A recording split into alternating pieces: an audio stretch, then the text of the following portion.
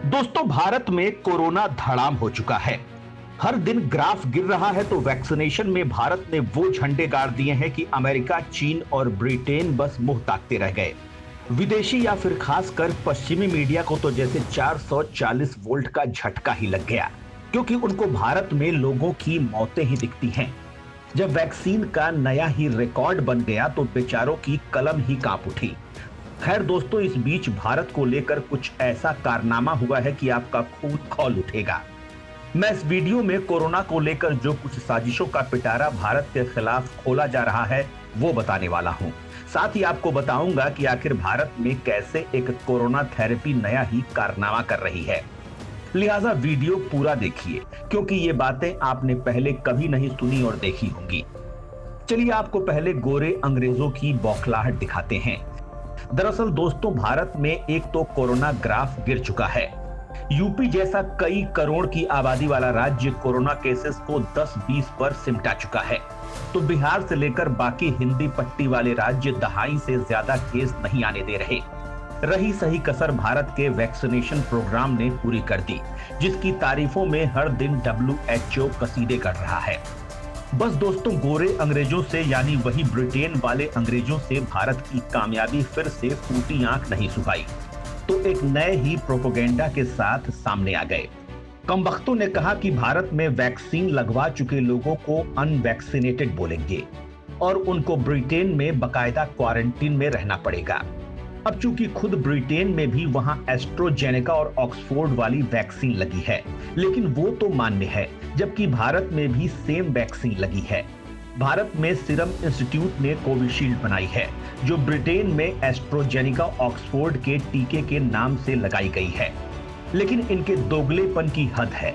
भारत में यही वैक्सीन लगवा चुके लोगों को ये लोग दोयम दर्जे का मानकर 10 दिन तक क्वारंटीन होने के लिए बोल रहे हैं। उनको बकायदा दूसरे दिन और 8वें दिन RT-PCR टेस्ट करवाने होंगे, तब वो इनके देश में एंट्री पा सकेंगे। मतलब दोगलेपन की हद है। हालांकि भारत की मोदी सरकार ने तुरंत ही इनकी चाबी भर दी है। यानी अगर ये लोग लंदन में ऐसा कर सकते हैं तो उनके लोग भी तो भारत में आते ही हैं। यहां उनकी भी उसी तरीके से खातिरदारी की जा सकेगी। यूके की ये नई गाइडलाइंस 4 अक्टूबर से लागू होंगी, जिसमें भारत की कोरोना वैक्सीन को मान्यता नहीं दी गई है। यूके ने बस Oxford, AstraZeneca, fibre, BioNTech, Moderna और जॉनसन एंड जॉनसन की वैक्सीन को मान्यता दी है। खैर, अब भारत सरकार ने इसको लेकर ब्रिटेन को तगड़ी लताड़ लगाई है, जिसके यहां तमाम वैक्सीन लगवाने के बाद भी लगातार कोरोना केसेस बढ़ रहे हैं। छोटे से ब्रिटेन में हर दिन 5000 से ज्यादा कोरोना मरीज सामने आ रहे हैं, तो वहीं अमेरिका में इनकी तादाद 1.5 लाख पर डे है। तो वहीं ब्राजील और रूस में भी हालात काफी बिगड़े हुए हैं, लेकिन ब्रिटेन को तो तकलीफ भारत से है। खैर दोस्तों, ब्रिटेन को मारिए गोली। अब आते हैं भारत के कोरोना के ताजा हाल पर।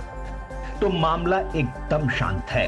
कोरोना मरीजों की रिकवरी बेहतर होने की वजह से सक्रिय मामले 5 महीनों के बाद सबसे कम हो चुके हैं। अब केवल 3,18,000 मरीज ही बचे हैं। तो पिछले 24 घंटे के अंदर 30,000 नए कोरोना केसेस आए हैं। भारत में रिकॉर्ड टीकाकरण के बाद 2 दिन में 80% तक गिरावट दर्ज की गई है। देश में कुल टीकाकरण बढ़कर 82 करोड़ पार हो चुका है। तो दोस्तों, इसी के साथ एक और बड़ी खबर आपके दिल को गार्डन करने वाली है। वो ये कि WHO ने पूरी दुनिया से कहा है कि भारत के पास कोरोना टीकाकरण की असीम सक्षमता है। दिसंबर तक भारत अपने सभी वयस्क नागरिकों को टीका लगाने के लक्ष्य को हासिल कर लेगा।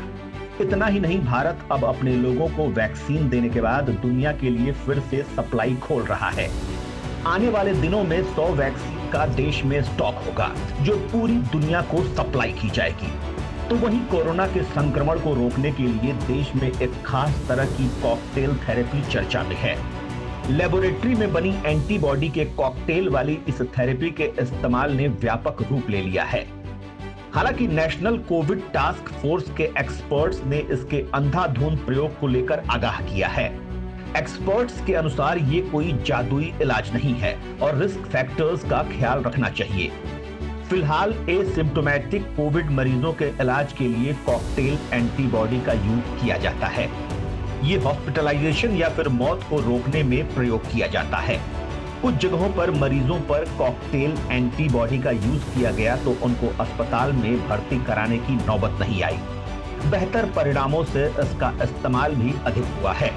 इसके सकारात्मक परिणामों से डॉक्टर्स में भी इसे लेकर उत्साह बढ़ा है। हालांकि नेशनल कोविड टास्क फोर्स ने इस थेरेपी के अधिक उपयोग को लेकर चेतावनी जारी की है।